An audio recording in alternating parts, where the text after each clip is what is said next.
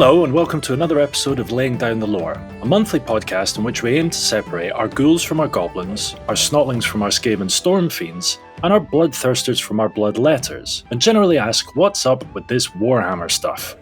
My name is Ben Crone-Barber and I know fuck all about Warhammer.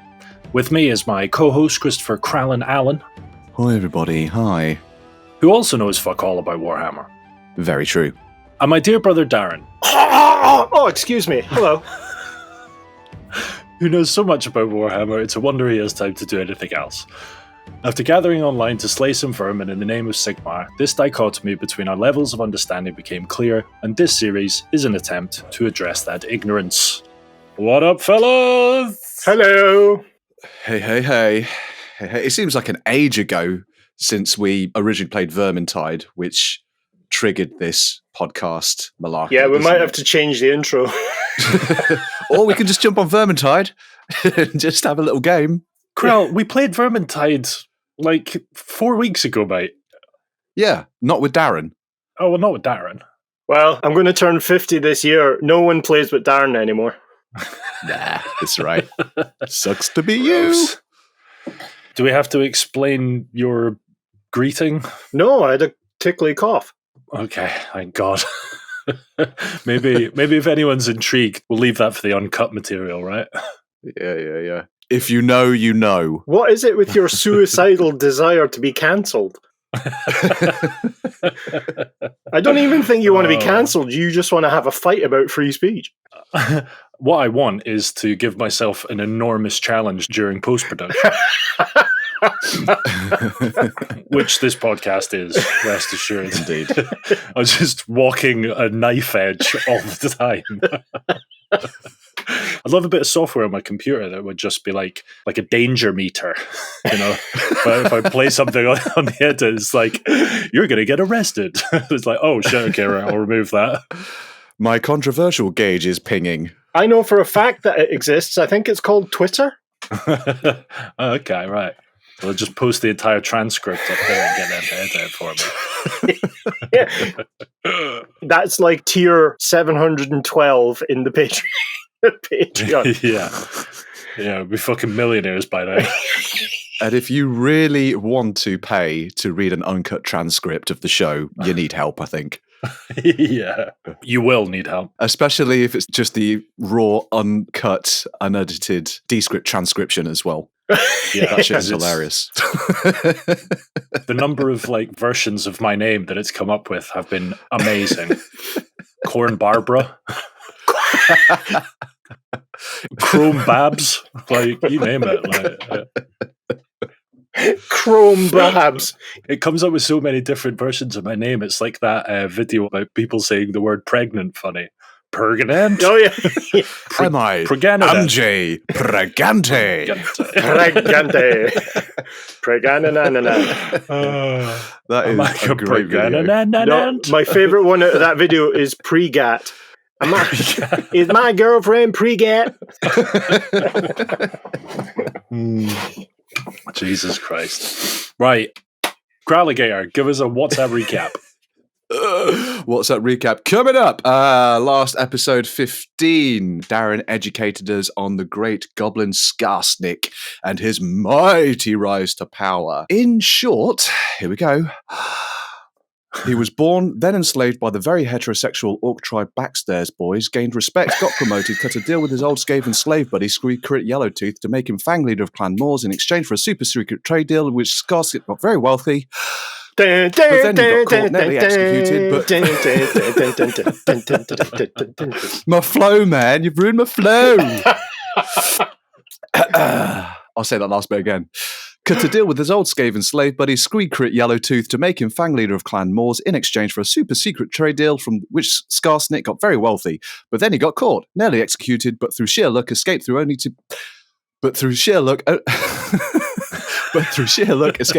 be enslaved once again, this time by the Goblin Wolf Riders. And once again, garnered the respect of the warbands chief, moved up the ranks, overthrew the chief to become the leader of the Wolf Riders, headed home to Carrick Eight Peaks, then finds his old arch nemesis, Snotrook, is now the big boss of the very heterosexual Backstairs boys. who then throws Skarsnik to the Squigs, one of whom recognises Skarsnik and saves him from being devoured, becomes best mates with him, and eats Big Boss Snotrook, thus making Skarsnik the leader of the very heterosexual Backstairs Boys. Finally, Skarsnik hatches a plan to defeat the infestation of Skaven that has divided and fractured the larger Greenskin Crooked Moon tribe, saves the day, becomes the undisputed king of the Eight Peaks, and is formally named Mr. Skarsnik. Nice! Darren definitely didn't write that. I know, right? I might have fleshed it out a bit. You look unimpressed, Dhar. Well, I don't know. I mean, I don't even... My main concern I'm choking on my own rage here. That Kral's been struck on the head and doesn't understand what the word summary means. It means to basically recite the whole episode again, right? Yeah, as quickly as possible. Well, anyway, before... Oh, sorry, go on. No, go on. I need to take a breath. I need to come up for air, mate. I know, it's a two-parter. Skarsnik was the only Greenskin story told from the perspective of a Greenskin. What did you think of it? What did I think of it? Yeah. I thought it was a lovely tale. I think what Darren's saying is, what did you think of it in relation to the other stories that we've heard? Because your gripe at the start of this race coverage... It was all very... indeed. Anti-orc. Yeah, it has been very human, the perception of the humans and whatnot. Yeah, I guess there was much more kind of glory to the Greenskins and what they are actually capable of. So when you say this was written on the side of the Greenskins, this was actually documented, was it? Was this like a written bit of historical... Yeah, he had captured a playwright in a raid on a caravan, and Skarsnik was inspired to have his life dictated to this playwright on the understanding that it would spread his infamy, the tales of his deeds, throughout the world. Right. Yeah. What race was the playwright? Was it human? Human, yeah. Oh, a human. A human. A human, right. Yeah. Okay. Because there's a lot of kind of happenstance and chance in it. You know, he was suddenly saved right at the kind of the last minute, didn't he? Just before he got executed by the very heterosexual Backstairs Boys tribe. But no, it didn't occur to me. Did you say this was written on the side of the Greenskins? Yeah. Yes, it was the first 5 or 6 minutes of the podcast. Right. Okay. Yeah. Well, it wasn't in WhatsApp, was it? Yeah. Idiots. You see, that's where you went wrong, Darren. All Chris remembers from the last 15 episodes is literally the WhatsApp recaps. That's it. He doesn't remember anything else. All I remember is the last 15 minutes of my life. You know, this shit ain't getting any better. Oh, mate. Thank God for wiki fandom. Put that bong down. I think it's the opposite. I think I need to hit it before I do the show. Oh, God. Can you imagine? Can you imagine? I don't want to imagine, actually. Anyway, Skarsnik wasn't the only Greenskin we covered. We also had a gander at Grimgor Ironhide, who's basically just a warmonger. He loves a scrap, he does. Grimgor's a Black Orc who appeared in the Darklands with a band of other Black Orcs, collectively known as the Immortals. Das Immortals, ja. The Immortals, ja? Who just wander the land, looking for worthy opponents to spank. Oi, oi. They got stuck in with the dwarves, didn't they? Did they try and siege some sort of dwarven city? But he quickly got bored of that. So he headed north to Kislev, causing a lot of mayhem and destruction along the way, beating any of the Kislevian armies that were sent to him. Yes, Darren, how can I help? Nothing. I just wanted to see if my fart registered on the microphone. And it did. Oh yeah, it did. I can taste it. That little bump. Yeah.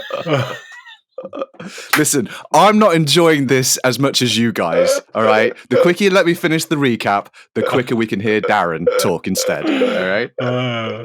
Is there a recap coming, is there? I thought we were just doing that episode again. So, where was I? What was I talking about? Something about Grimgor. Who cares? I mean, who really cares? Darren, you may as well just finish this recap off. Go.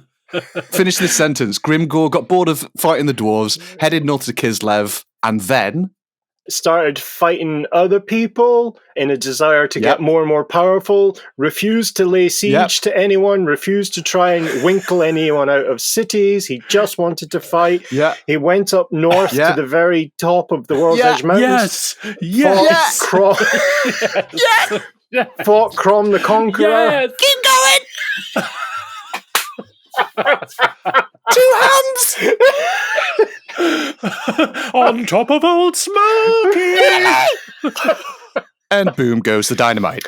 And then kept fighting and fighting and fighting, back down into the Empire, more fighting, some drinking, punching, a bit of fighting, and then... Standard Friday night out. During the Storm of Magic... No, wait. Oh, God, this is painful. Just let me get on with it. Jesus. So...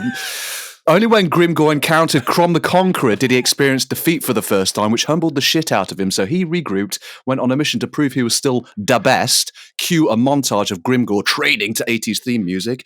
And prove himself to be the best he did by defeating the Chaos Warlord Archaon the Ever-Chosen. Although bizarrely didn't kill him, just held a blade to his throat, gave him a little peck on the cheek, and he walked off, didn't he? He didn't even... Yeah. Drop mic, bitch. I clearly misread that. Hit him in the cheek with his pecker. That's it. Just dick slap. Yeah, exactly. Yeah, that was about it. Sweet. Great summary. Loved it. I think it could be... I think we should be able to sell our own summaries as episodes on a separate tier. Definitely. That's a great idea. The summary tier. Yeah. They'd be about the same length of episode. Value for money, bang for buck. That is. Right. Are we fully recapped? I don't know. You tell me. I obviously don't know what a recap is. So, yeah, I think we're done. Well, thanks, listeners, for listening to the inaugural episode of Laying Down the Recap, or Recapping the Lore. Recapping the lore. Oh, dear. Right, Dhar, for God's sake, give us another episode's worth of content. Right, so we have, over the past 5 Greenskin episodes, looked at the basic structure and physiology of their culture. We've waded through the leaders and notable characters based largely on other people's accounts of orcs, like dwarven accounts, imperial accounts, that kind of idea. Except for the tale of Skarsnik, which was written by the side of the Greenskins after he captured a human slave. And no, not a human slave. It was literally said less than 10 minutes ago. A playwright. No. He was an enslaved playwright, was he not? Oh, you're an enslaved playwright.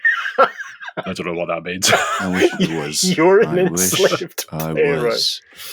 Yeah. Okay, well done, Chris. 100%. You get the first 100% of the episode, Chris. Oh, mate. Yay. Yay. So what I thought we'd have a look at now is the general concept and idea of the Waaagh, which is the great orc psychosocial energy. Orgy. And then have a look at... Orgy. And then have a look at how they make war. What is involved in a Waaagh and a battle, and who fights, and how do they fight, and what do they use? The Waaagh, the concept of Waaagh, always spelled with 3 A's, is the psychosocial energy of orcdom, of greenskins. It's I can really only see it at kind of sporting events or at gigs where you get so focused and in tune with what you're watching that you feel the hairs on the back of your neck stand up and you're just sort of completely enveloped in the moment. That is what an orc or greenskin is with violence, or the prospect of violence. So really for greenskins, there is only fighting and the prelude to fighting, which is every other moment when they're not fighting. It's just time between fights. Yeah, time between fights. So in general, Waaagh... Can I just ask quickly about the spelling? Because I realised that on a TikTok channel, somebody posted a comment on one of the videos that we uploaded that just said, Waaagh. And then I responded back, Waaagh. Yeah. Which obviously had more than 3 A's. Did I fuck up? You really offended them, I think. Yeah. He didn't reply. What did you call me? He was like, God, this guy knows nothing. What a fucking noob. No, there's really only multiples of 3s in terms of A. So it's W, treble A, GH is the basic core idea of it. Oh, look at that. I'm going to guess... Chris is holding up the picture I got him for Christmas. Yeah, I was just about to get shouting, Waaagh. Because I got a shitty printout at Christmas as well, Chris. How dare you? I printed those out myself. You bastards. Yeah. You can tell. Using my Epsom, my 20 quid Epsom printer. It was actually in black and white. I had to colour them in myself. Yes, so yes, it's in multiples of 3s. The most common one is the one with 3 A's. There's a spell called simply Waaagh, which has 6 A's in it, and that's a Super Saiyan version of Waaagh. It ups your army's aggressiveness. It ups that feeling of involvement in whatever you're doing, vis-a-vis chopping someone's head off. How would you reach that level of Waaagh with 6 A's? No, Chris, that was 9 A's. This is a 6 A. Oh, Wow. shit. That has the reverse effect. It becomes diminishing returns after 6 Yeah, A's. exactly. Yeah. Everybody shrinks. It's not worth the extra.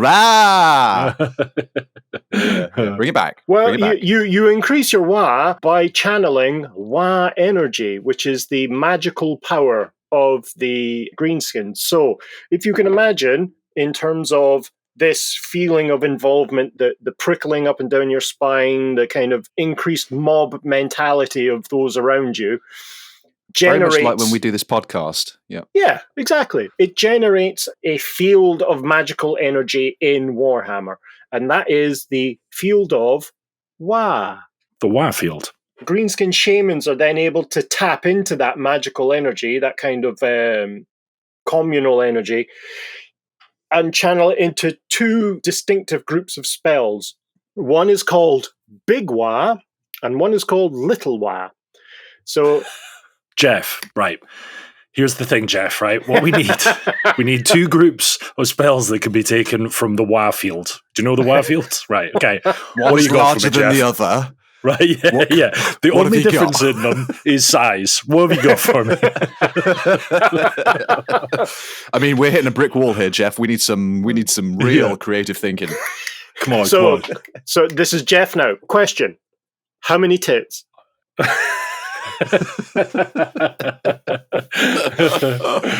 Oh dear. So yeah, the Big Waaagh and the Little Waaagh really captures the duality of orc existence and their gods, Gork and Mork. So Big Waaagh is brute force. It represents Gork in terms of the orc religion, in quotes, the orc gods. And then Little Waaagh really is to do more with subversion of the enemy than anything else. So it's cunning. So it represents Mork. Mork's cunning but brutal, whereas Gork is brutal but cunning. So it's 2 sides of the same coin. And the things that the shamans are able to manifest are frankly breathtaking.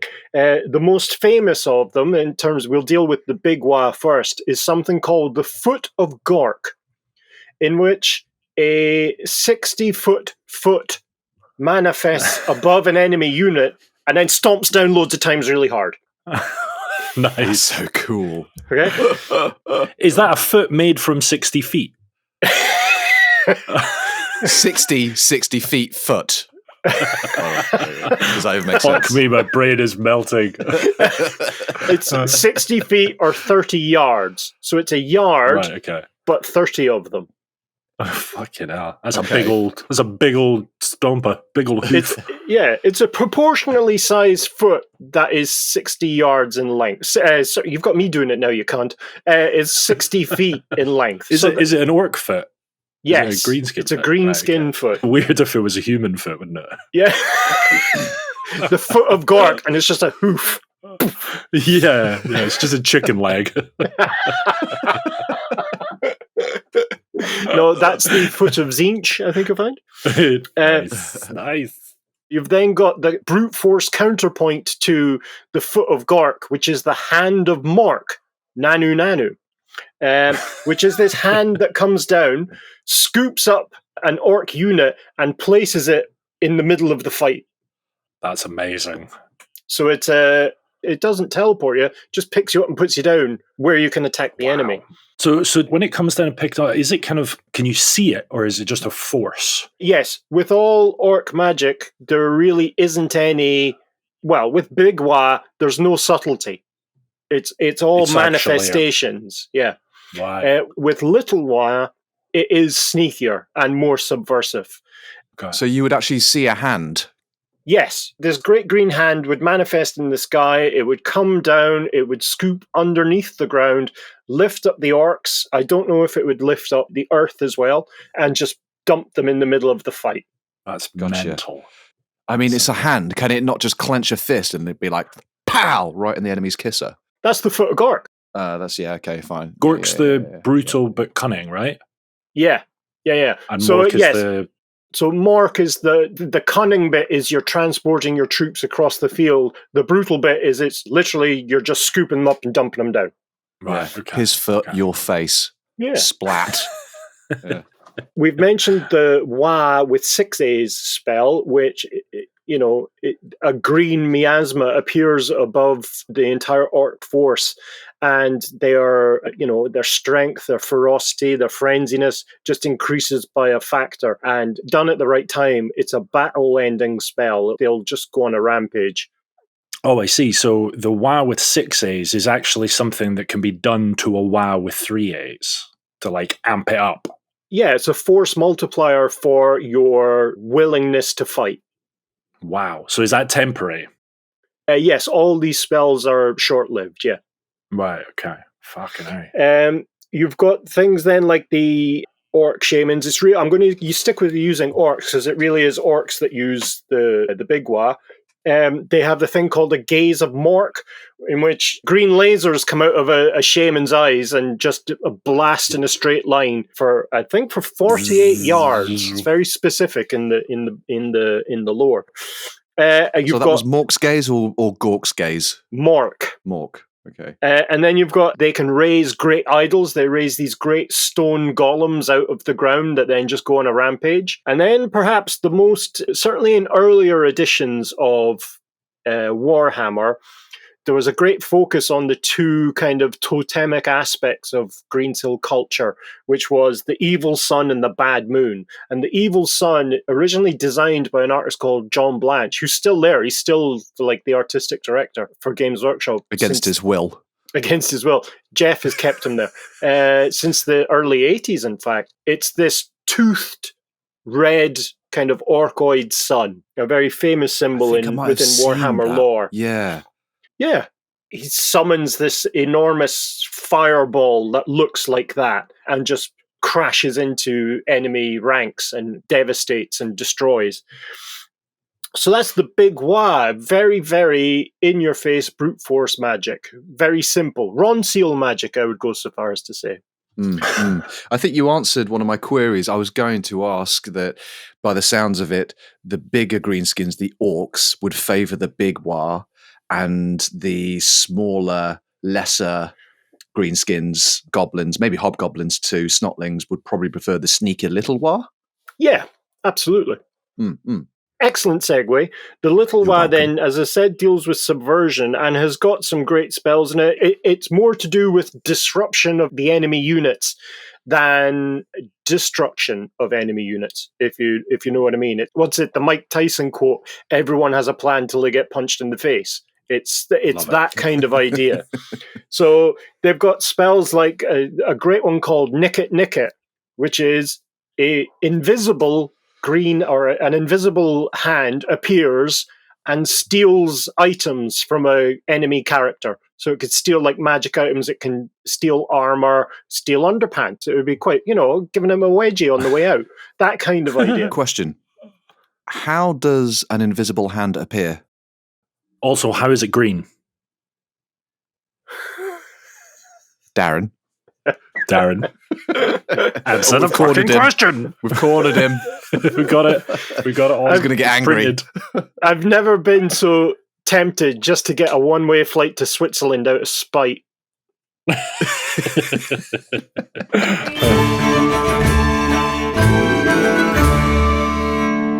They're back.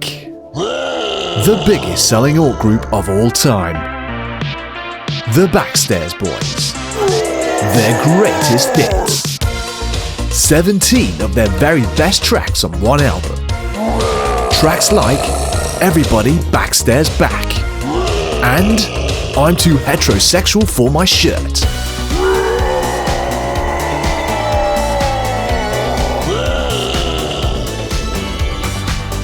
As Long as You Fight Me, Heterosexual Healing, and Hit Me Skaven One More Time, featuring Skarsnik. Plus, When Doves Fight, Simply Da Best, and many, many more classics. Available on double-sided cassette tape, The Backstairs Boys' Greatest Hits.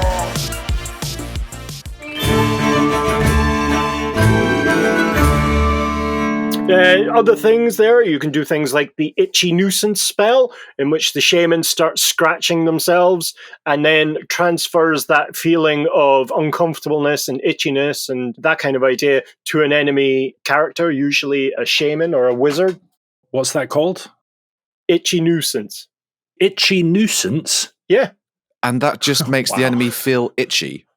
Yeah, but like really itchy, like there's stuff crawling under their skin kind of idea. Oh, right, as if like they can't... Yeah, okay. Yeah, go on. It reminds me of Billy Connolly's sketch about his grandmother knitting him that balaclava. Put it on, he's like, answering my head!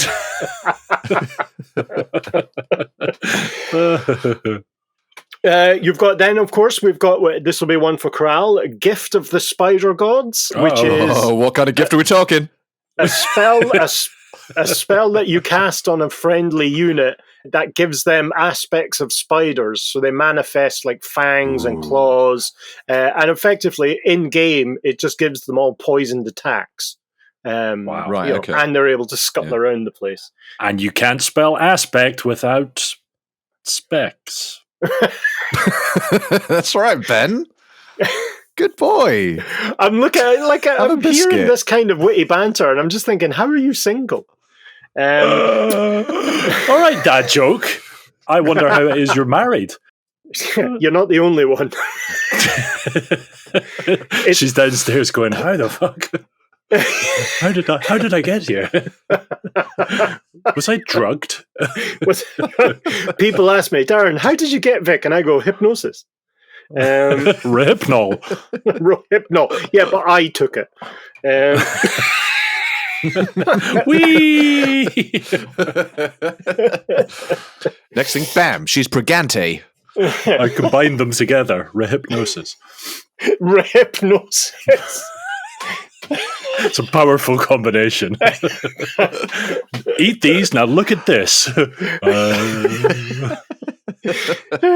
She touched my hips and I clucked like a chicken in my sleep.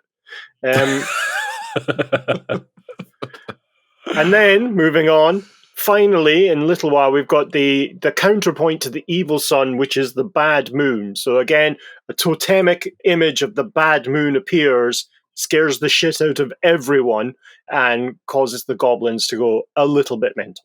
Wow. Yeah, so it's very straightforward, brute force, although slightly cunning every now and then, magic based on the general kind of miasma of greenskin thought in a given Waaagh. So with that and with the troop types and war machines we'll talk about later in this episode, you can imagine this, I'm going to say horde with a D, Ben, a horde of greenskins come bounding down on an enemy force. So yeah, they're a force to be reckoned with. Wow.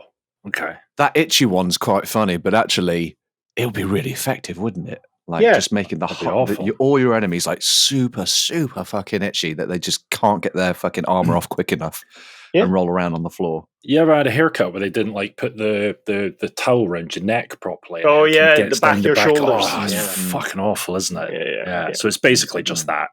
So I thought we'd move on from the kind of general concept of Waaaghness to its rigorous application through the different troop types they have in the greenskin forces. There are two main forms of greenskin armies. There's the orc armies and there's the goblin armies. And within those two types, there are a further two types plus a load of ancillary troops and war beasts and war machines that are added on. So really, there's four main types of greenskin army. And those are kind of regular orcs, common orcs, I suppose is to use the correct phrase, savage orcs, who are just like common orcs, except they're really, really cutting. That was a joke. You can all fuck off. There are common goblins. Common goblins and night goblins. And then, of course, we've got the forest goblins with their ass spiders. So just to have a look at orcs what about the Nobblers? The Nobblers aren't in this. Nobblers are in Ogre Kingdoms. Okay, cool. All right. Nobblers, you fucking douche. Shut your face, Chris. Nobblers. I think ass spiders have taken the spotlight so much. It should be the ass spiders and the forest goblins, not the forest goblins and the ass spiders. Yeah, I think the forest goblins complement the ass spiders myself. I can only agree, and so I sit corrected. Excellent. So, dealing with orc weapons, greenskin weapons in general, look like they have been cut from big sheets of metal. They're called choppers, and these are a savage mix between axes and swords. So it looks very much like someone has torn sheets of metal and then kind of hammered them roughly into the shape of swords and axes. Their armor tends to be... That's exactly right, Chris. Chris is holding up a miniature for anyone listening to this audio medium.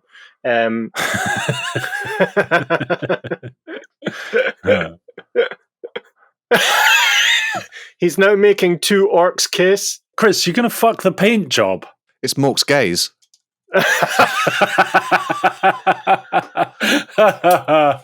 Oh, fucking hell. If we were recording video for this, that would be mwah, chef's kiss good. But we ain't, so it's not. So as Chris has just demonstrated, a lot of orcs have butt flaps.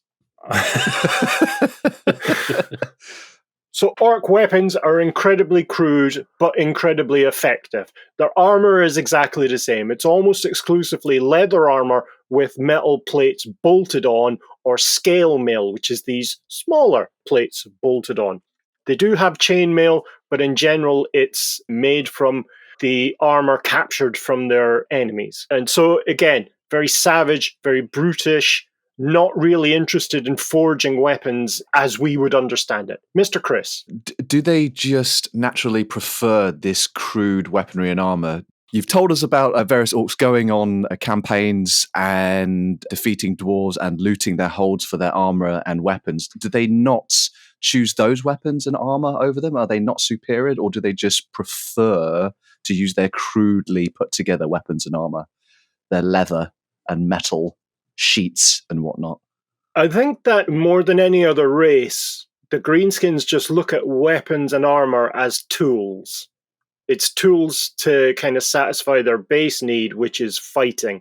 They don't really put any importance on individualized weapons, although they do exist. There are magical orc and greenskin weapons that are imbued with powers from the Waaagh. In the tabletop game, certainly in the 5th through 8th edition, there were kind of general, in quotes, magic items which were available to everyone. So it's like having a +1 sword or. And so that would take the form of the different cultural kind of designs, but have a kind of similar effect. So yes, there are individualized greenskin weapons. However, the bearer is more important than the weapon. Whereas gotcha. A lot of other cultures, it's the reverse. The weapon is more important. The weapon makes the bearer more important. Gotcha. I could imagine the Greenskins could almost not favor the superior magical weapons because they see it as an unfair advantage. You know, they want to be the strongest, the best. And if they have a handicap in the form of a magical axe, which gives them extra strength and abilities, it's almost cheating, maybe? Yes, but by the same token, they will still use it because it's a proper weapon, in quotes, that they can use to destroy enemies. I mean, they do use dwarven armor and dwarven artifacts and human armor, human artifacts, but what they'll do is they'll panel beat a dwarf chest plate into a shoulder pad. They'll beat a huge dwarf double-handed axe into a one-handed axe. They'll use a dwarf helmet as a helmet. As a helmet, yeah. Jesus Christ. As a merkin. That's a merkin. Do orcs have helmets? Did we talk about this before? Do they have genitalia? A fantastically interesting question. The answer is no one really knows. They may do. Certainly, they used to in like 3rd and 4th edition Warhammer. So you're looking at late 80s, early 90s, where they had one of the troop types you could use was a half orc, and that only comes about in one of two ways: orc on human action or human on orc action. Half orcs don't exist in Warhammer anymore. And is that ever since the start of the kind of fungal species concept? Like, when did they which edition did that come in? I think that came in maybe about 5th or 6th. So it's later than that. I think they were starting to cut out genitalia. And now I've lost the plot. I don't know where the fuck I am. Oh yeah, right. Orc balls. Orc balls. Orc balls. Delicious. Worst restaurant experience ever. Put them in your mouth and suck them.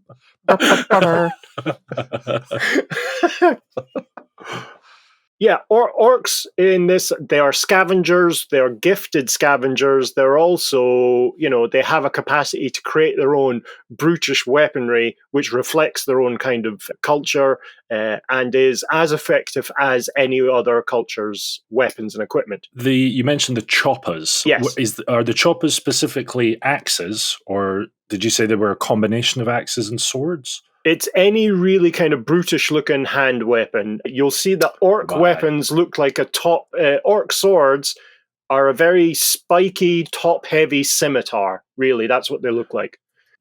Yeah, it like the ones that they have in Lord of the Rings, like the Uruk-hai use in Lord of the Rings. They've got like spiked backs to them. Yeah, but they are recognizably swords, recognizably axes. Right. They also have maces, spiked maces and morning stars, which they use as well. Right. So choppers really refers to an orc's hand weapon. Right. Gotcha. The basic idea, which is then further divided into, I suspect, types of choppers, but that's not really ever covered. Do they refer to other items like that as well? Like, like the toilet's the shitter. Like the thing that you do with it is the name of the item.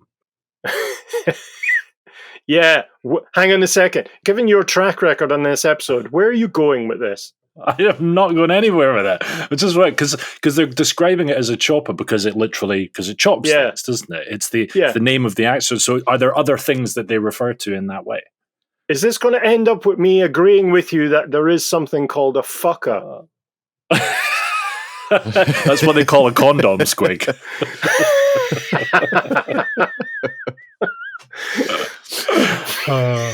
That green girl you met, Ben, just isn't into you. They have a very functional vocabulary. So, there's I'm really now struggling. I'm at a loss to give you an example, but it is a very basic kind of idea. Oh, no, I can. Like the orc boars, the boars that orc boys ride into, their cavalry mounts, are called gruntas or snortas. Well, there you go. Yeah, perfect. Yeah. Hold on, let me just turn you up. I'll move the pointer with my clicker. Get it? Sorry, I'll shut up. You are, without doubt, my favourite cunter.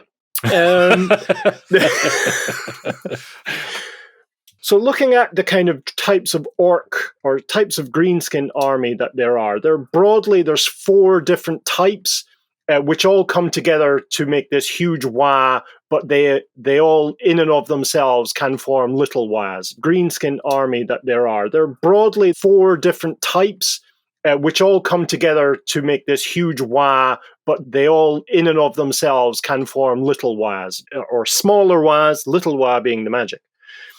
So you're looking in terms of the different types. We've got 2 basic tribes of orcs. We've got the kind of common orcs that we would recognize from various other fantasy settings, and then the savage orcs, which are this kind of loincloth wearing, snake venom imbibing lunatics, and one might even say savages. You then have 2 different types of goblin. You've got common goblins and night goblins. Night goblins being this kind of very unique, well, you can't really use very, can you? This unique type of troop within Warhammer Fantasy. You then have the various other little kind of ancillary types of orcs and goblins, but they're really more units that are added into an existing force. So you're looking at the Black Orcs, with these huge, bulky orcs clad in plate armor with the best weapons that teeth can buy, who are the results of Chaos Dwarf eugenics programs to make perfected slaves. Taking Chris's note earlier, you then have ass spiders, who are associated with forest goblins, this other smaller goblin tribe. Thank you. You're very welcome. So looking at common orcs, really that's going to be the bulk of any huge Waaagh that's ever kind of crossed into the Empire or made war on any other race, including their own. There's broadly 3 different types of infantry units within a common orc army. These are the boys, which are just kind of the foot soldiers. The biggins, which if we'll remember were an invention of Gorbad Ironclaw. These are the bulkier kind of enforcer units within an orc force. The police, the Popo, the 5-0. The 5-0. And then you've got what's called the Arrer Boys, which are the missile troops, which really are a kind of Morkish unit of Greenskins, a Morkish unit of orcs, because most orcs like to get stuck in kind of melee combat, and Arrer Boys use arrows and shoot them at the enemy to try and fuck them up from a distance. They're really the kind of West Country orc. Arrows. All right, my lover, get my arrows. I'm going to fuck up these oomies. Are these boys all spelled with a Z? Yes. Boys at the end, yeah. It's all very teenagey, isn't it? It is a little bit, yeah. The arrows. Pretty hip. The big uns. Yeah. But those guys make up like 80% of an orc army, a common orc army. You've then got the cavalry units associated with those. You have the boar boys who ride the aforementioned gruntas and snortas. And then boar What's boy the difference chariots. between a grunter and a snorter? Spelling. One is at the start and one is at the end. And Okay. I'm not going to explain that. I'm not going to explain it. We'll just carry on. Okay. You then have boar chariots, so 2 big, huge, angry boars pulling a rickety wooden chariot with 2 or more suitably angry orcs on the back of it. That's not the same as the Swedish goblin pump wagon, is it? No. No. Okay, yeah. The one that you've got that book about.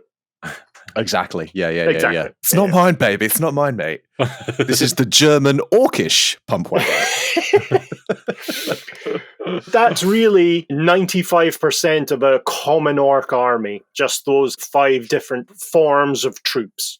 You then have them augmented with units of really highly regimented and disciplined black orcs. You then have all the war beasts that go along with that. So you're looking at trolls, giants, and wyverns, and some of the other kind of classic evil monsters associated with kind of bestial armies. You mentioned highly disciplined black orcs. I mean, I guess that's relative, isn't it? A disciplined band of orcs is still pretty rough and ready. They've basically just been beaten into line rather than kind of, thur. Yeah, that kind of idea. Although orcs, black orcs lean more towards sir, yes, sir, than they do the kind of common rabble. Really? Yeah, it's because they are hyper-focused on the activity that they're supposed to be doing. And originally, with their kind of genesis within the Chaos Dwarf Empire, it was fetching, carrying, and construction, and fighting as well. I have a question about the Black Orcs. What the fuck were the dwarves thinking, the Chaos Dwarves, when they created a slave that was like 4 times the size of them, built like a shitty brick house, and just angry and powerful? Like, what did they think was going to happen? They felt that they'd be able to control them through both magical and perhaps stimulant needs. They needed slaves, and the goblins and hobgoblins that they were able to easily dominate were not cutting it. Right, okay. So, very much a slave race within Warhammer, generated to be as such, bred through selective breeding and magical kind of enhancements, shall we say, that they are able to just really, I suppose it's like what Chris would be if he was the Hulk. Adorable, charming, a little bit unruly. Green. Yeah, green and slightly bulkier. It's like the original story of like Jurassic Park. You know, they had so many hopes that like we're gonna breed these monsters and we're gonna be able to control them, and then Na na na na na. There's a dinosaur. There's a dinosaur. It sounds like the Chaos Dwarves got Jeff to come and consult for them. Yeah. we need a slave What you race. need is a theme tune composed by John Williams. That's what you need. Yeah, exactly. That'll keep them all in line. But yeah, while you're at it, make dudes that are like 4 times your size and really powerful. Yeah. And they're like, but Jeff, do we need some way of like controlling them? He's like, nah, don't worry about that. They'll be fine. Don't worry about it. They'll be Fine. so appreciative that you've made those. What's the worst that could happen?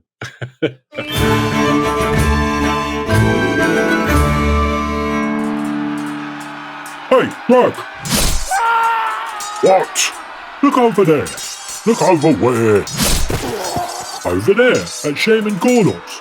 Doesn't he look like he's having fun? What? Aren't you having fun? No, I am. But doesn't he look like he's having more fun? Smashing big foots down and stealing things from the enemy with green hands that somehow appear but are also invisible. That war magic's bloody brilliant. Yeah, it's great, mate, but could this possibly wait? I'm a little preoccupied right here. Look, all I'm saying is it'd be great to just try it, you know? Don't get me wrong, choppers are great and all, but imagine controlling that big old stomper. What a treat that would be. Listen, mate, you better focus on the task ahead. That kind of thinking ain't helping nobody. Yeah, I guess you're not wrong. All right, carry on. Do you occasionally pause in the middle of a battle when you see your tribe's shaman and think, what a lucky twat? Of course you do. You're just a lowly common orc, destined to die a violent death, never knowing the touch of the divine. That is, at least until now. The new Waaagh pen by Werther uses the Waaagh field to generate localized Waaagh. That's Waaagh with 3 A's. By gathering the latent background Waaagh and focusing it through a series of Waaagh crystals, which really are actual things, the Waaagh pen puts the power of Waaagh in your hands. Waaagh. The Waaagh pen has 3 settings: Big Waaagh, Little Waaagh, and Mini Waaagh. Use Big Waaagh to summon the famous Foot of Gork, or try Waaagh do Painted Nipple of Dork, in which a large nipple, powered by the lesser-known greenskin god Dork, appears over the battlefield and drowns your enemies in breast milk. Set the Waaagh pen to Little Waaagh and unleash the infamous Itchy Nuisance spell. Or try Waaagh new painted Waaagh Wedgie, in which an invisible hand grabs your enemy's underpants and pulls them so hard it splits them in 2. If you find yourself between fights, fret not. The Waaagh pen can ease the pain of these boring interludes. Set the Waaagh pen to Mini Waaagh to heat up coffee, arrange your choppers, and file paperwork.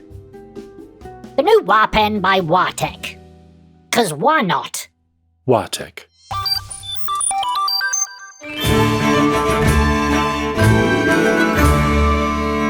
Yeah, so, that's really common orc armies, augmented as they are with beasts, black orcs. You used to be able to take a regiment of half orcs up until the 4th edition, and then that got cancelled. So very much a kind of greenskin horde, a classic kind of horde army.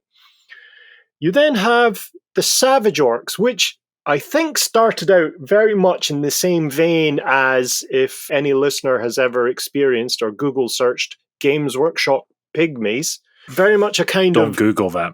Yeah, don't Google that. Do not Google that. It's kind of the idea of, what was that British movie, Zulu, where you have this African nation attacking the British forces. If you look at some of the early images, you're looking at bones through noses, loincloths, spears, shields in the certain designs that are evocative of those 18th century cultures. So these guys really only have 2 types of troops. You're looking at savage orc boys, which are a mix of kind of spearmen, swordsmen, and arrow boys, all mixed up into kind of one unit. And then you have savage orc boar boys, which are just savage orcs on boars. They don't really wear armor, except for a shield, perhaps some kind of armor constructed out of bones. Their principal defense is magical war paint, which gives them a kind of, it's more confidence than armor, but it allows the power of Waaagh to give them a little bit of a force field. Do you think that's what Mel Gibson was wearing in Braveheart? Magical war paint. I love the Frankie Boyle joke about Mel Gibson. People complained that he wasn't very Scottish, and look at him now, an alcoholic racist.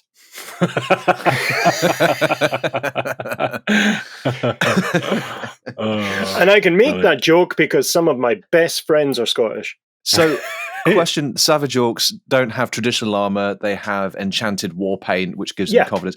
If you were to stick a Savage Orc melee combatant versus a traditionally armor-clad Common Orc melee combatant, who would win? I think it would be even Stevens, because in the game, Savage Orcs have more attacks. They can attack faster, and also they're hopped off their tits on snake venom and just frenzied. So they're like, they've taken 3 or 4 mouthfuls of ecstasy, but it's ecstasy that makes you completely like bloodlusty. Instead of just lusty. So nothing like ecstasy at all. Got it.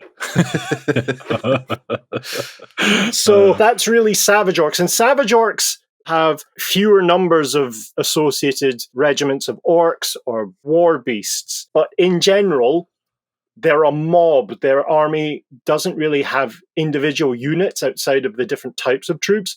They just charge forward as one huge mob and overpower their opponents. The classic danger for them in the war game, in the actual tabletop game, was once their frenzy ran out, they were really less effective because they couldn't ignore damage. They didn't get an extra attack. So they had to overpower their enemy on the first go, or otherwise they would be at a disadvantage. And that's the kind of idea of these primitive cultures attacking more developed cultures. Wow. Both of these types of armies have a kind of command hierarchy, which you're looking at unit leaders or mob bosses. You're then looking at bosses, which are kind of lieutenants or captains in contemporary human armies, and then war bosses, which are the named characters. These are the big tribal chieftains that are, they say what goes. So it's a very straightforward command structure, all focused on getting your army into battle as quickly as you can. So that's really orcs, the orc kind of war machine. Goblins then, much more, to my mind, much more interesting, as they seem to be an authentic evolution of the idea of what a goblin is in fantasy literature to this point. So once again, you've got common goblins. And much like Savage Orcs or Sorks, you have one kind of troop type of goblin. These are spearmen, swordsmen, or spear goblins, sword goblins, or archer goblins. And really, in the army list, it's one entry, and then you can decide which one they are. Okay. And there are some units, I think, earlier in the 3rd or 4th, maybe even the 2nd and 3rd, where you could mix hand-to-hand combat and melee troops within the same unit to give you a level of advantage. Hand-to-hand combat and melee troops, isn't that the same thing? Missile troops, sorry. Hand-to-hand combat and missile troops, range troops. Right, okay. But even then you have a couple of different types of very specialized, but they're again, much like Black Orcs, they're kind of add-ons to the Goblin army rather than the core of the Goblin army itself. You have things like the Nasty Skulkers, and these are kind of the Goblin versions of assassins. Nice. You've got the Spider Riders from Forest Goblins, which used to be a kind of full playable army. You had infantry and spider cavalry. You now only have spider cavalry available to you in the kind of lore and in the armies. As in the forest goblin race, or the forest goblins as a race, are no longer an independent race. They're clobbered together. They're grouped together with the other goblins. Is that what you're saying? Yeah, they've kind of been downsized, where you're no longer able to get huge blocks of forest goblin infantry, which were these amazing looking. They used to have miniatures, and they're fantastic miniatures with kind of weird feathers in their hair, covered in kind of spider web tattoos and little spiders, and dare I say, probably pouches of ass spiders. No doubt. And these guys would have poisoned attacks, which would be +1 to strength in the game. And, there would be a good kind of tar pit unit. If an enemy attacked, you just chuck these guys in front and they could soak up damage for a couple of rounds. But now, yes, that's now just done away with, and you only have the spider riders. Yeah, it seems such a well thought out miniature, really great design. And they're like, nah, we'll just throw them in with the others. Yeah. What a shame. Sounds like Jeff again. You then moving on to the kind of cavalry, we touched it there with the spider riders. You've got wolf riders, classic idea of goblins riding wolves. Then you've got the wolf chariots. So these are somewhere between, again, another rickety chariot with a couple of goblins on the back being pulled by between 2 and 4 giant wolves. We'll remember a couple of episodes ago we looked at Grom the Paunch, very much needed to be pulled around in a chariot because he was such a fat fuck. Then associated with these goblin hordes, you've got snotlings. And really, snotlings are ubiquitous across greenskin races. These are, to an untrained eye, baby goblins. Cute. But not cute in a way not like cute. some babies are. Evil in the way like hobbits are. So these are guys that they're like, effectively, how would you describe them? Incredibly emaciated, short goblins who steal everything with huge ears and noses, making them look like those tricorn hats. And their only real claim to fame is the snotling pump wagon, which Chris is so fond of. Which is a great mini. The miniatures for it are great. Again, goblin armies associated with trolls and giants. If you've got spider rider units in there, you've got the Arachnarok spider, which is this enormous spider with what's called a howdah mounted on its back, which has something like 10 or 12 goblins in it who are shooting arrows at people. And it's used as a mount for characters as well, for goblin war bosses and shamans. That's cool. So that's really common goblins. Their war bosses and shamans and unit leaders follows the same structure as the orcs. And then we get to the really kind of interesting ones. They're really one of my favorite armies, which are the night goblins. So these are the subterranean monk-looking goblins who hate everyone, including themselves. Holy shit, it's quite self-deprecating then. Oh, yeah. So you've got really... These the troglodytic ones? Yes. Troglodytic, a word I knew before today. It's again, very much you've got one type of unit, the night goblin infantry units. They can choose between being spear goblins or arrow goblins. And the interesting thing about them is they hide goblin fanatics, which are these goblins that have drunk a brew of madcap mushrooms. So they've drunk like evil psychedelic mushrooms, and they wield huge ball and chains, which they spin around and kind of decimate not only the enemy, but almost always their own unit as well. So it's like a whirling thing of death as spiral through enemy ranks. Again, the miniatures still exist for these. They're fantastic. And in Age of Sigmar, there's a new type of goblin fanatic, which has, and I still don't know if it's like a really kind of puffy mushroom at the end instead of a giant metal ball, or a mushroom-shaped squig. And it just kind of disperses spores everywhere that drives the enemy insane. Anyway, moving on. Awesome. The night goblins have a special affinity with squigs because they have herds of squigs. Of course I've heard of squigs. That they can herd into battle with squig bagpipes. At least that one landed. Cymbals, prodders, this kind of idea. They can force these. They can force these huge hordes of squigs into battle, and if listeners will remember, those are simply a row of teeth and an asshole on legs that just chomp their way through anything in front of them.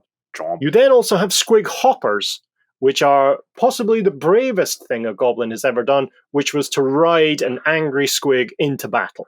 Nice. So very much like a space hopper with teeth, and the guy on top of it has an axe. What could go wrong? Can the guy on... How big are those squigs that they're riding? They would be probably 2.5 to 3 feet tall and spherical. Maybe even bigger, yeah.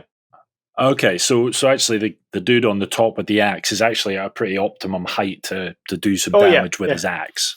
Right, and squigs hop into battle. They bound around the place like a kind of... A deranged kangaroo. Yeah, an angry kangaroo with thalidomide, I think. That's probably the best way to describe it. And sunburnt. Yeah, it's a cross between a kangaroo and a pufferfish. It's just constantly puffered. Well, I think that we've just invented a new animal called a pufferoo. A pufferoo. Love it.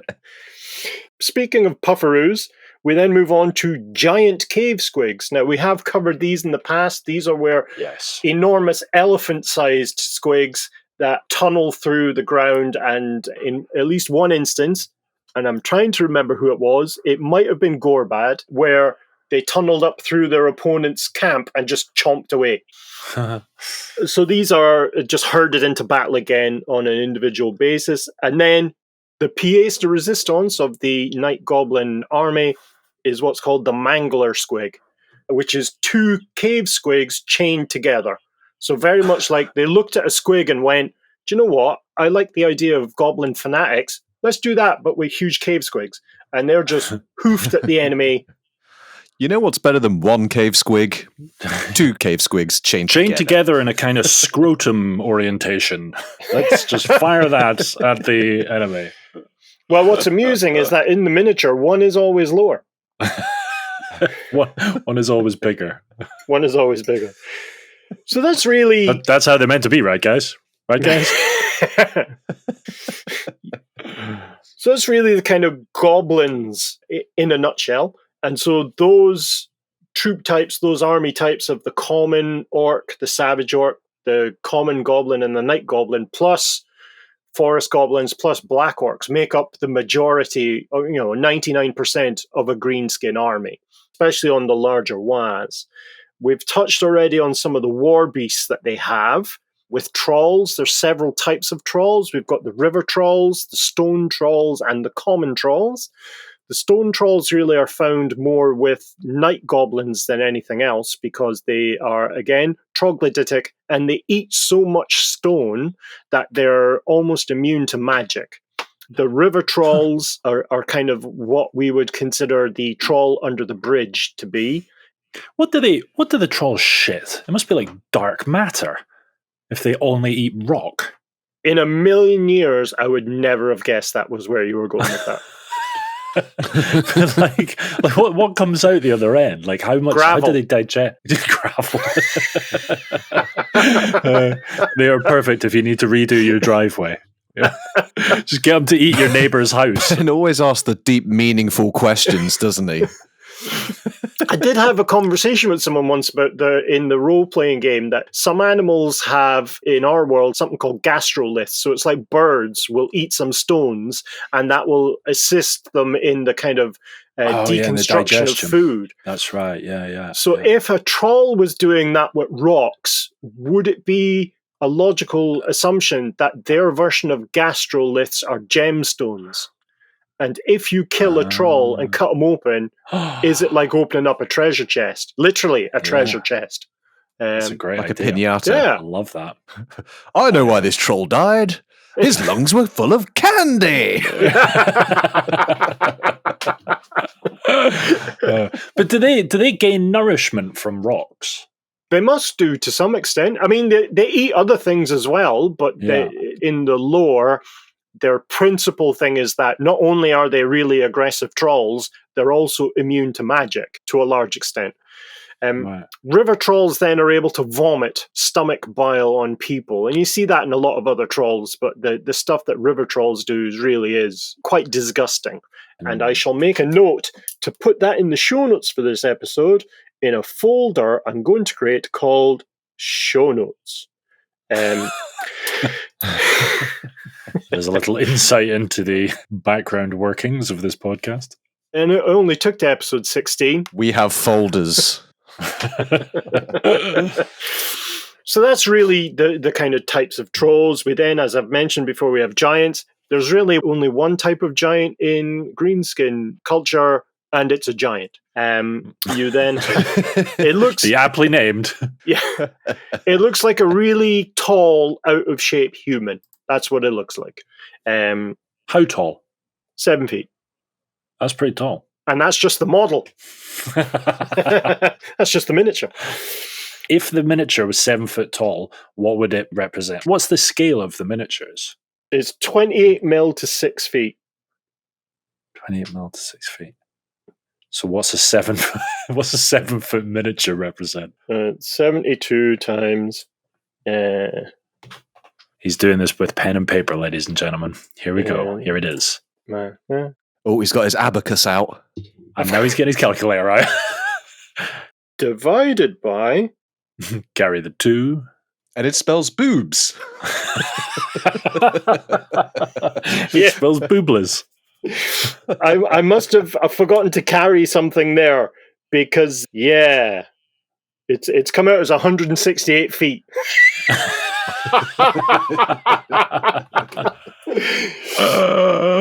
Knows a lot about fantasy, but can't work a phone calculator. They're somewhere between 25 and 35 feet tall, is the answer. Right, okay. Right. Mahusive. Mahusive. And in a lot of the painted examples you see straight out of Games Workshop themselves, these guys have been clearly beaten up and are enslaved. They're not there by will, they're enslaved. You then have the wyverns, which we've talked about previously, or wyverns, used as mounts for their kind of war bosses and shamans. And really that's it for war beasts. There's very bestial nature to greenskin armies with steeds they have for cavalry, the associated kind of heavy troops like the trolls, the kind of monsters they include. And it's really once you get into the war machines that you get a little bit of hilarity added back in to the kind of toothy seriousness of the army. Amazing. What you tend to find is they're associated with common elements within armies. So you're looking at common orcs or common goblins, not so much with savage orcs, not so much with night goblins, because they have their own kind of intrinsic way of doing battles. So there's still a kind of cultural difference between the different types of greenskin. We've mentioned the most basic of war machines is the snotling pump wagon, which is these old-timey movie pump train carriage that goes up and down. You see it a lot in old black and white shows. You don't have to explain it to us, Darren. We've all used a Swedish goblin pump wagon. Everyone's read Krell's book. Is lying. Everyone's read my book. So imagine one of them with like a steamroller kind of front, but the steamroller has loads of spikes in it. There's blades everywhere, and there's a horde of lunatic snotlings throwing stuff at them, up to and including their own feces. From there, you're looking at things like spear chuckers, which are just bolt throwers as we would understand them. So effectively just a huge catapult, firing massive spears designed to take down heavily armored enemies. Heavily armored enemies. That come on land. Just roll across the battlefield.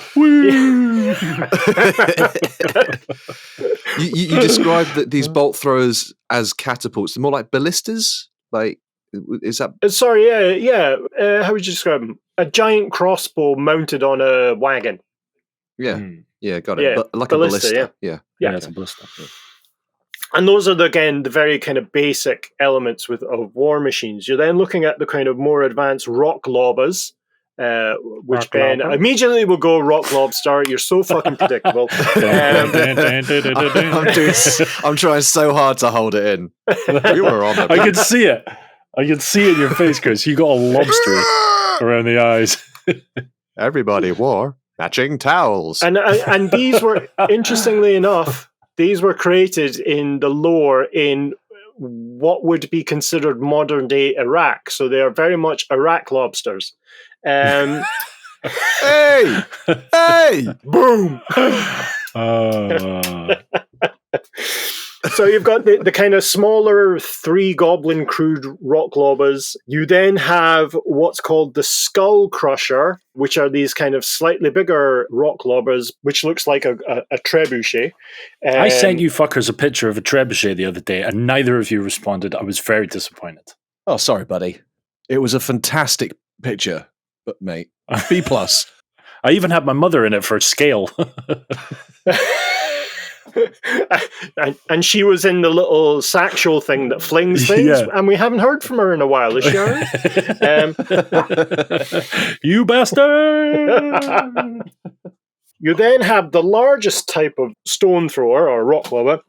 There used to be a range of miniatures called Machineries of Destruction that was brought out in kind of mid to late 80s. And these were incredibly charactered, incredibly well-sculpted thematic miniatures. And one of them was called the Man Mangler. And that's the largest stone thrower that the Greenskin forces have. And this was, I think it had like 7 or 8 crew, and it looked like, how would you describe it? Well, there we go. It looked like as I was thinking about it, I thought, no, it just looks like a fucking massive stone thrower. It doesn't need an analogy, you prick. I said that internally. And now externally. But it's this enormous kind of Stone thrower. Scaffolded frame that has a huge bow on its side linked to the arm that flips up and throws the stone. And then mounted on the front of it is this huge sculpted orc face surrounded by shields. And it's fantastic, and I had it, and I always regret getting rid of it because it was such a great scenic piece. Nice. But yes, Machineries of Destruction. Listeners, if you want a kind of a proper trip of nostalgia, search Machineries of Destruction for Warhammer. So those are the kind of war machines that have survived to the current day. So you've got the classic stone throwers, the classic bolt throwers or ballistas. You then had 2 unique elements. One, which was another Machinery of Destruction, which no longer exists. And the other is perhaps the most quintessentially Greenskin war machine ever invented.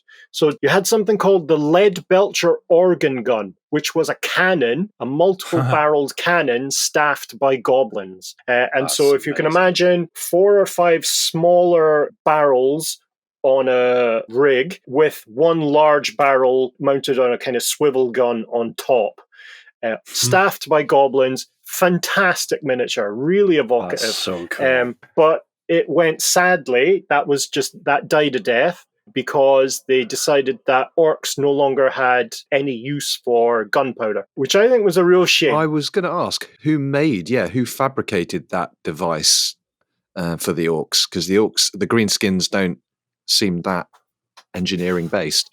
Yeah, I think what it was that the organ gun is a dwarf war engine. So it could be that they captured a dwarf war engine and goblins worked out how to use it because goblins are the smart ones in a Greenskin force. But again, it's my nostalgia, but it was such a shame. I think it was such a great, unique kind of oddball, Warhammery, eclectic piece of war machine and really effective on the table. Mostly because you could fire it and there was a real chance it would explode, not only destroying itself, but then damaging units within like 12 inches of it. So classic Greenskin happenstance. It's very clan scryer. Yeah. Right, yeah.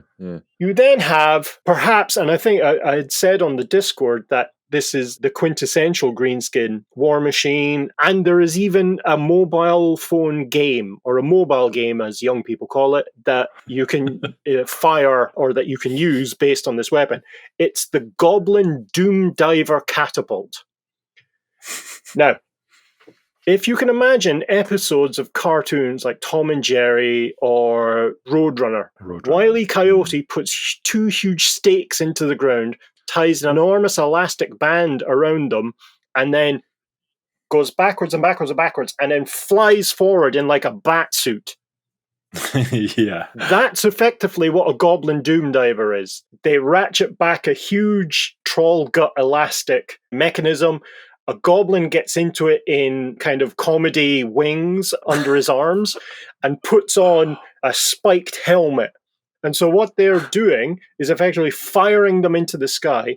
The goblin has to kind of roughly try and fly forward and steer himself towards the biggest thing he can see, and then, boom, straight into it with his spiked helmet, if you'll excuse the phrase. That's so funny. Yeah, and that's really it. That's now it for the Greenskin war machine, their armies, the concept of the Waaagh, and looking back over the previous 5 episodes, their kind of interesting history as dotted by named characters and their culture dealt with. We are done with Greenskins, my friends. Boom. Wow. Now is the time for questions. Questions. How you feeling, Chris? How do I feel about the Greenskins? Yeah, interesting, and I think this definitely confirms my view of Greenskins in the Warhammer world. They've got their charm. They've got some cool stuff going for them. They're very different to the other kind of orcs and Greenskins I'm used to in that sense. Yeah. I'm not as enamored by them as, well, certainly not the Skaven. But yeah, they're all right, aren't they? They're okay. They're all right. They're all right. In terms of ranks, your favourite races, where do Greenskins stand? Pretty low for me, I think. Skaven are the one exception. I tend to always favour the perceived good races. So, dwarves, elves, humans. So, yeah, like, orcs have always been... My idea of orcs is very much, I think, based on the Warhammer idea. It's like, they're just cannon fodder. Like, it's just a non-stop enemy to practice against. So, yeah, pretty low. Pretty low. But I have found their histories pretty hilarious, to be honest. Oh, absolutely. Kral, of all the units that you heard today, what would you be? What's your fave? I'll be the motherfucking Doom Divers. That shit sounds hilarious. Just fly me through the air. Yeah. And I'll poke the biggest thing with my head. Plop. Wrong. Cool. Are we all done? I think so, yeah. I think so. I think we've got good stuff. Gonna wrap up. Oh shit! No, hold on. We're not gonna wrap up. So we've been contacted. Oh fuck! By Grimgore. You wanna hear it? Go on. All right, Grimgore here. I've got some good news and I've got some bad news. First up, I'm impressed you humans are taking an interest in me and me brothers. We do love a laugh. In a fight, we fucking love a fight. Which brings me to my second point. How come you always cast us as the bad guys, eh? But Grimgore, we are the bad guys. Oh yeah, that's right. Okay, fine. But how come you always gotta finish our stories with the leading Greenskin dying? You think we're weak or something? Eh? You wanna fight? But Grimgore, the leading Greenskin does always die. Or disappears. Oh yeah, we do always die. So hold on, are you saying there's no bad news then? No, you just meant to thank them and send the names. Oh, right, okay. Well, thank you very much for your recap of our histories. Even though we are portrayed as the bad guys and always die. To thank you, we have sent you some honorary greenskin tiles. That shithead PR agent that refused to take on our beloved Gork and Mork choir should have them now. All the best, and if I ever see you fuckers on a battlefield, I'll cut your balls off. Goodbye. Oh, Grimgore, thanks, mate. Thanks for making the time to do that. That was something, wasn't it? Yeah, mate, they're all reaching out to us. So that's Grimgore, Thankwall, the Skaven Choir, Orcish Choir. Mate, we're sending ripples out. We're popular guys, aren't we? I think at this stage we should also thank all our Patreons so that we could have afforded fucking Ray Winston coming in and reading up our Grimgore night. Frank Butcher. I think Ray Winston was giving Grimgore like vocal lessons. Right, who wants to go first? I'll go first. Right, okay, Dhar's first. So what they've done, he's sent through like an orc, a goblin, and a troll name for each of us. So I'll give you yours first, Dhar. So it's in that order: orc, then goblin, then troll, right? So Dargul Bristlebasher, Moonlighter of the Bearded Gits. Love it. Okay. Right. Darznak Pun Puncher, Complete and Utter Obliterator of Dad Jests. Okay. And the final one is Man Bun Chunk Muncher, Why Not Top Knot? Okay, I like the troll one for the alliteration, but I think it has to be the goblin one. So Darznak Pun Puncher, Complete and Utter Obliterator of Dad Jests. Now do me. Right. Kraldrak Height Slasher, Shaman of the Shorty Short Whatnots. Yeah. I like it. Okay. The goblin one is Kralstic Dwarf Seeker, ex-lover of orcs. Yeah. All right. Okay, all right. Keep coming. But this is the one, finally, man. I think this is the one. It's the troll name. Go on. Kralrog Whatscrap, destroyer of the WhatsApp recap. Yes, it's got to be, hasn't it? Really, it's got to be. It's got to be the troll one. Yeah. Okay. And so for me, the orc one, Grimben Skyscraper, dead air extraordinaire. 6 out of 10. Yeah. Oh, I thought that was a good one. You could tell by the dead air after it. Well, it's I'm an extraordinaire. Ben Grot Choir Clubber, no talent ass clown, and orc choir dream shatterer. That one, don't read the troll one. That one. I think that one's a bit loaded. And the troll one is Benug Promo Stench, unwanted PR agent of clan can't get a job. Oh, it's a tough one. Goblin or troll, it's a tough one. Troll for me. Yeah, troll. Yeah, Go ahead. I think it's the troll one. I am working on that. Jobless wonder. Right, I'm wrapping up. All right, that's all from us. Thank you so much for listening. If you want to find out more about the topics we've discussed in this podcast, you can find all the reference articles in the show notes or on our website at layingdownthelore.com. You can also reach us on our socials, and we've got loads of bonus material available via our Patreon at patreon.com/layingdownthelore. We'll be back again next month displaying just how little Chris and I know. Until then, bye! See you later. Fight the power.